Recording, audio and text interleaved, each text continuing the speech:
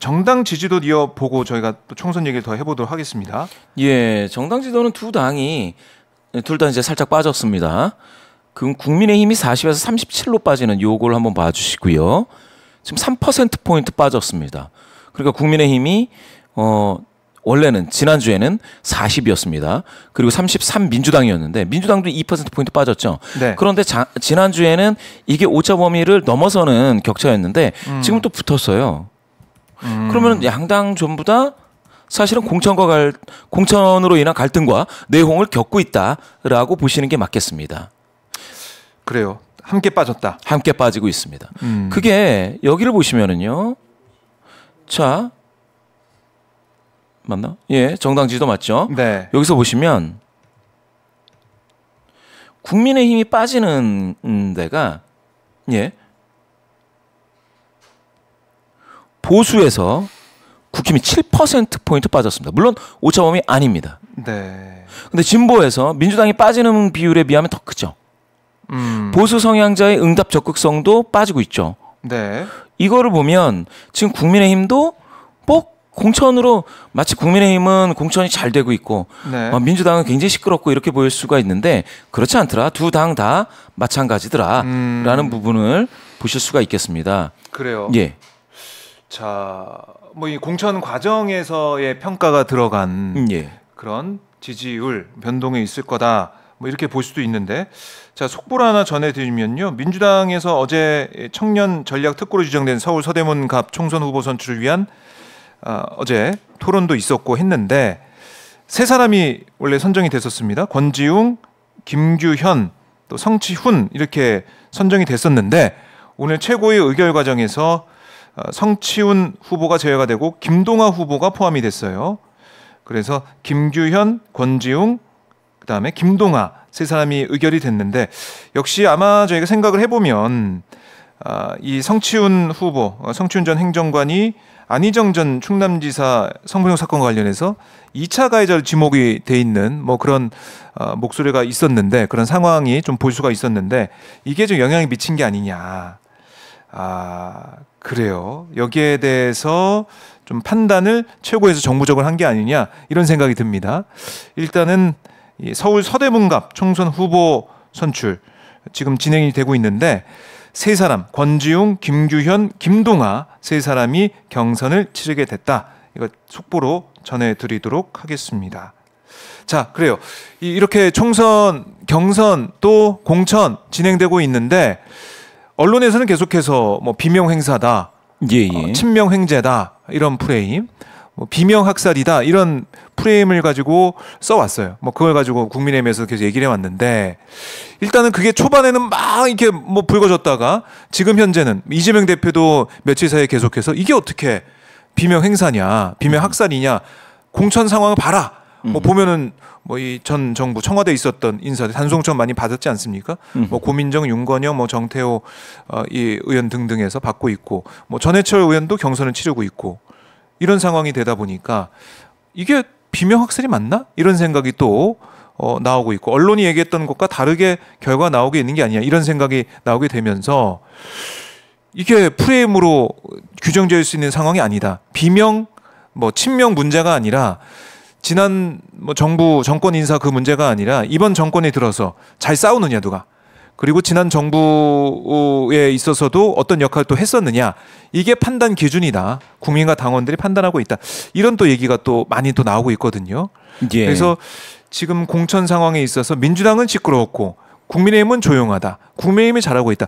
이런 프레임은 조금씩 깨지는 것 같다는 생각이 들어요. 어떻게 여론이 흘러가고 있습니까? 조금 깨지는 거는 맞는데요. 네. 그러니까 이제 사실은 국민의힘 같은 경우도 김건희 여사와 관련된 그 뭡니까 재투표 표결 이후에 현역이 8명 예, 넘게 지금 날아오고 있고 계속 날아가고 있어요. 그리고 이제 제가 느끼기에 이 서여의도에서만 보면 네. 더불어민주당 당사 앞에서 이렇게 피켓 들고 불만을 말씀하시는 분도 있는데 삭발하고 뭐 분신 시도했다가 근데 체포가 국민의힘은 되고 분신까지 국민의힘 당사 앞에서는 네. 분신 시도까지 있었습니다. 그래서 이 여의도 분위기만 봐가지고는 국민의힘이 약간 더 시끄럽다라는 것도 생각이 드는데 아하. 언론에서는 이게 민주당 방금 말씀하신 것처럼 네. 민주당이 이제 시끄럽다라는 얘기가 많이 나오죠. 그 이유 중에 하나는 저는 이 언론이 이 수도권이나 서울 얘기를 많이 쓰기 때문인 것 같아요. 아. 지금까지 국민의힘은 지방 그러니까 서울에서 따지면 지방이지 않습니까? 영남 그렇죠. 저기 뭐 낙동강 벨트 이런 거 했는데 그쪽을 그렇게 돌려막기식 이 공천을 여기서 빼서 이제 일로 넣고 하는 그 과정을 할 때에 사실상 묘한 거예요. 물갈이도 아니고 안갈이도 아니고. 네. 그러니까 이게 이게 뭔가? 라고 하다 보니까 언론에서 많이 안 다룬 거죠. 그러다 보니까 조용하다. 뭐 무서운 공천이다. 이렇게 하는데 예. 제가 봤을 때는 그 사안마다 보면 국민의힘에서 발생하는 그 소음도 상당히 크다. 그렇지 않습니까? 그렇네요. 그래서 저는 민주당의 이 공천은 지금 세대 교체의 의미도 있습니다. 물론 친명과 비명 그것도 있겠죠. 그 프레임으로도 해석할 수 있겠는데 다 그렇게 될 수는 없고 세대 교체의 의미라는 게 네. 곳곳에서 보이기도 합니다. 아하. 그러지 않습니까? 기존에 있었던 그렇죠. 분들을 아무도 바꾸지 않고 다 공천하는 그런 정당은 없죠. 그런데 물갈이가 있어야 된다는 거지 않습니까? 그 물갈이 중에서도 세대 교체라고 한다면 국민의힘은 지금 물갈이도 아니고 분갈이 비슷한. 분갈이 여기서 뽑아서 일로 가니까. 이게 뽑아가지고. 이쪽 뽑아서 일로 가니까 되게 좀 묘한 거예요. 제가 봤을 때 그러니까 언론이 잘 안 써주는 거죠. 그거에 대해서 관심을 덜 갖는 거죠. 그런데 저는 그러면 민주당도 네. 이 부분에 대해서 잘 이렇게 설명을 하고 좀 화합적인 분위기도 만들고 해야 되는 거는 그 책임은 있어요. 과정 관리. 왜냐하면 이게 한번 보실게요. 서울에서 지금 좀 네. 격차가 더불어민주당하고 국민의힘이 24대 45입니다. 오차범위 밖을 벗어나서 21%포인트 격차로 국민의힘이 우세한 것처럼 나온단 말입니다. 근데 이게 이번이 처음이 아니에요. 지난주도 그랬어요. 지난주 17%포인트로 국민의힘이 우세하게 됐어요. 그래요. 서울에서요. 이번 주는 21% 차이라고요? 21%.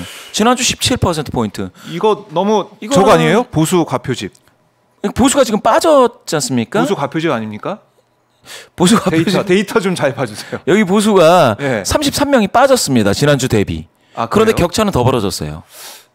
이게 보수 진보 중도가 예. 사실은 과표집 하시는데 보수 정부에서는 보수가 좀 더 잡힙니다. 그래요. 그걸 그리고 감안해야 된다. 감안해야 되고 사실 대통령 긍정률로 따졌을 때 네. 확 떨어졌잖아요. 그동안 보수는 빠진 게 없어요.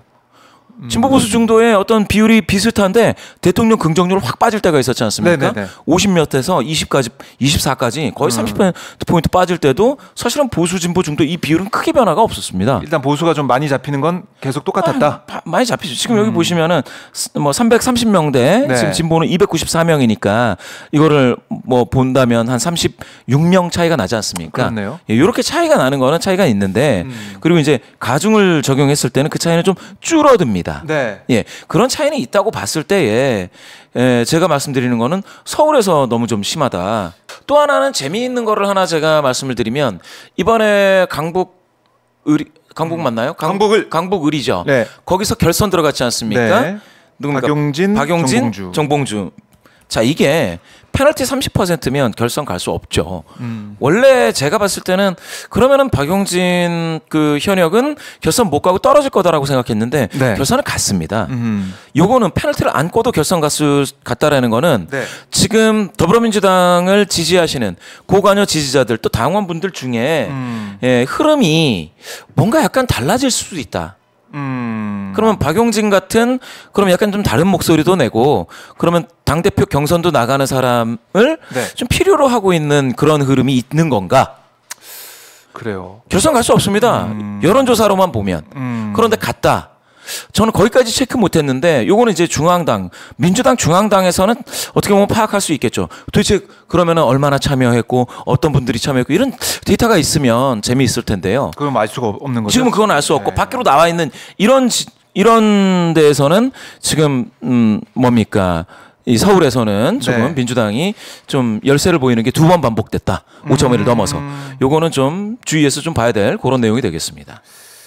그래요. 근데 이게 사실은 뭐 여론조사 기관마다 나오는 데이터가 예, 예. 다르기 때문에 예. 참 어렵습니다. 다른 조사에서도 구체적으로 말씀드리지는 않겠지만 네. 서울이 안 좋은 게 있긴 있죠. 예. 아, ARS에서도 있었죠. 아, 있었나요? 예, 있었습니다. 그래서 이 사실은 계속해서 얘기하고 있는 게 예. 샤이 민주당이 있을 수 있다. 아, 그럴 수 있죠. 예, 샤이 당연히 민주당. 그럴 수 있어요. 샤이 민주 성향의 예. 샤이 민주 이게 네. 그런데 제가 예전에 이 샤이 논란이 벌써 뭐 십몇 년 됐거든요. 샤이 보수는요. 차이가 있습니다. 샤이 보수는 여론조사에 응답하지 않는 사람을 샤이 보수라고 그래요. 보수 성향인데 ARS에서는 응답하고 전화면접에서는 사람한테는 이야기할 수가 없는 거예요. 약간 부끄러운 게 있어서 그게 가장 세게 드러났던 게 촛불 때 2016년. 그래서 전화면접 조사에 응답을 안 합니다. 네. 그런데 보수 성향이신 분들이 그 ARS에서는 응답을 하는 거예요. 아, 이거를 샤이 누군가. 보수라고 했어요. 예. 근데 샤이 민주당 네. 성향이신 분들은 투표장에 안 나가세요. 그거 좀 다르네요. 예. 그게 투표 행동, 네. 투표에 대한 그 뭐 정치학에서 그 행태론 같은 걸 보면 투표 행동에 어떤 자극을 받느냐의 차이인데 진보 성향이신 분들이 투표 의욕이 조금 낮은 것은 사실입니다. 좀 강도가 덜하죠. 보수 성향이신 분들은 아무래도 투표를 통해서 자기가 이 저 뭐 대통령을 만들어봤다 이런 어떤 그 효능감이 많기 때문에 그렇게 좀 이렇게 좀 부분이 있다. 많이 하죠. 그럼 분리해도. 결국에는 여론조사 뭐 결과도 뭐 이게 응답 안 하고, 그러니까 연락 예. 오면 끊어버리는 젊은 분들 많기 때문에 예, 중년층 일하느라고 못 받고 이런 사람들이 많아서 예. 표집이 안 되는 것도 있지만 그건 그거대로 보더라도 투표장에 안 나오는 그런 뭐 민주당 지지층, 진보 지지층은 예. 또 어떻게 투표장에 나오게 할 것이냐. 예. 이것도 지금 야당 입장에서는 너무 중요한 전략일 것 같아요. 예, 맞습니다. 그래서 그런 역할을 하겠다는 게 뭐 조국 혁신당의 뭐 얘기 조국 혁신당. 전략이기도 하던데. 근데 이제 투표를 조국 높이겠다. 혁신당도 있는데요. 네. 민주당이 비례연합에 아직도 남아있는 지지자들이 꽤 되지 않습니까? 이분들한테는 또 어떤 메시지를 던져야 되는지 여러 가지를 고민해서 잘 해야 될 겁니다. 지혜롭게. 지금 국민의힘 같은 경우에는 제가 봤을 땐 지난번에 누군가 그러더라고요. 국민의힘 지지도가 더 올라갈 것 같으냐? 네. 저는 약간 부정적으로 봤습니다. 국민의힘 지지도가 더 올라가지 않을 것 같다. 좀 결집된 것 같다. 그렇죠. 그거는 보수 성향자는 많이 결집을 시켰는데 누굽니까? 그 한동훈 위원장. 네. 이분이 막 한동훈 위원장. 이제 얘기를 막 이렇게 해서 결집을 시켰는데 예. 중도 성향자 중에서는 별로 좋지가 않았어요. 아하. 국민의힘이 예. 40 나올 때 28밖에 안 나왔습니다. 아하. 중도- 중도층은 끌어들이지 못하고 있다. 그럼요. 지금 중도한테 별로 이렇게 중도 성향이신 분들한테 인정을 못 받는데 어떻게 더 올라갈 수 있느냐? 아하. 그렇지 3% 빠졌지 않습니까? 이번에. 이번에 빠지는 거예요. 그건 뭐냐? 한동훈 위원장의 발언은 네. 보수 성향이신 분들하고 중도 성향이신 분들을 갈라놓는 그런 부작용도 있는 거다. 이렇게 봐야죠. 결집은 시키지만 그렇죠. 갈라놓는. 그래서 저는 똑같이 민주당도 네. 그 조국 혁신당에 의해서 아. 투표 의향이 높아지는 분도 있을 수가 있습니다. 네. 그런데 그렇지 않고 그냥 꾸준히 민주당 비례를 지지하시는 분들이나 아니면은 민주당이 다양한 목소리를 담아야 되는데 하고 약간 실망해서 빠진 분들 있잖아요. 중도 진보이거나 네. 약한 민주인 경우 이분들한테 대한 메시지도 있어야 돼요.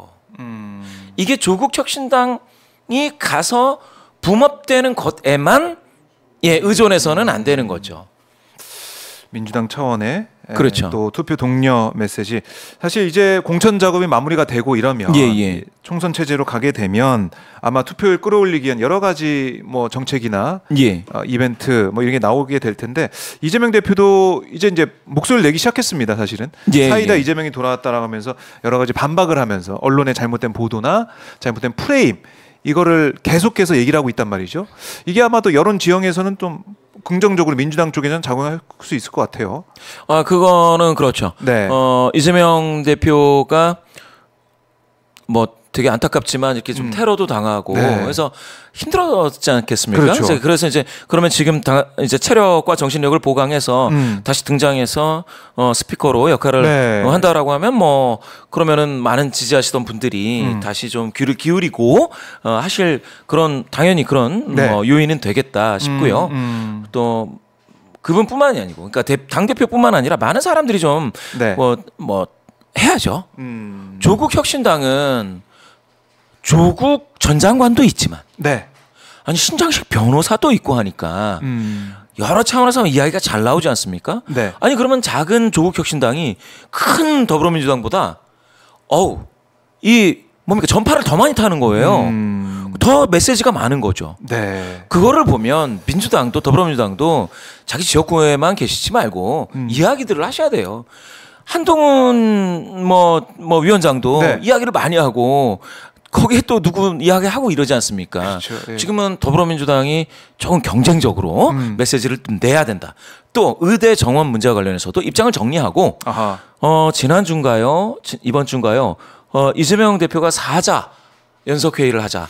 이런 제안은 참 좋은 것 같아요. 적극적으로 막 이런 거를 막 해서 의대 정원 증원 문제에 또 공공의료 문제에 민주당이 관심을 갖고 있다라는 거를 또 이야기하고 다른 정당들하고 연석회의를 좀 해서 네. 뭐 우리는 이런 안이 있다라는 것들을 자꾸 이렇게 좀 알려야지 이게 의견이 없는 게 아닌데 정책이 없는 게 아닌데 지금 마치 의대 정원 증원 문제가 일방적으로 또 어느 정당 것이냐 이렇게 되는 게 과연 이게 맞는지 네. 이런 것들도 고민을 해서 봐야죠. 그렇네요. 알겠습니다.